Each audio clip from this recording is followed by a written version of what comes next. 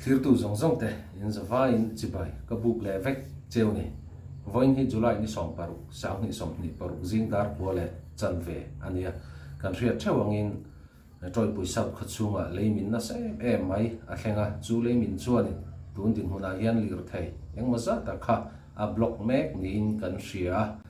khang tiang vela kha troi pui sap khachunga leimin om dan achu ani ta ti chuanin hemi leimin chungchanga hianin thian tha ten troi pui sap leimin chungchanga hian phone call ka dong na se em mai atlang to em tlang lovem tirngo ta kha phone call ka don tam ber kha ania kilai kong pui khi apoi mo sia aizol kaltum te tan po khanin he ta akwal zonga sangaw lam tanga hel wang kha tun din huna chuanin angai alangai mela tukin jing lam pang khanin troi pui sap khachunga leiton thla chu excavator mangin clear na tho mek zela ni ti kha kanan update vele hal zuin ta sela voina hena tlang don lo chu an tho dana zir khanin atlang lo tur kha ashil thui le na rinama eng po chu ni ta sela video kan en ho phota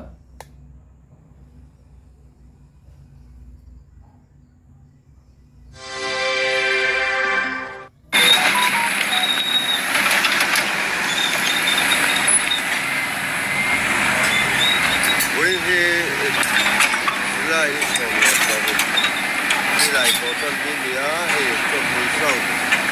lấy mùi sâu nhưng mà nhán có con nét là nhé nhưng mà ở địa cho nên có con là nhé cái gì cần số mà số hoặc là một số các cái đó đồng thời bé đó đây là bằng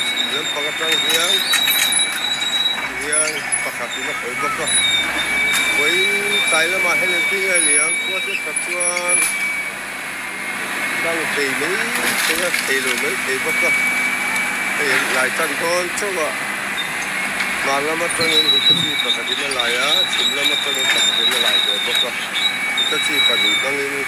cái này lấy mình đi bảy chân đấy cái này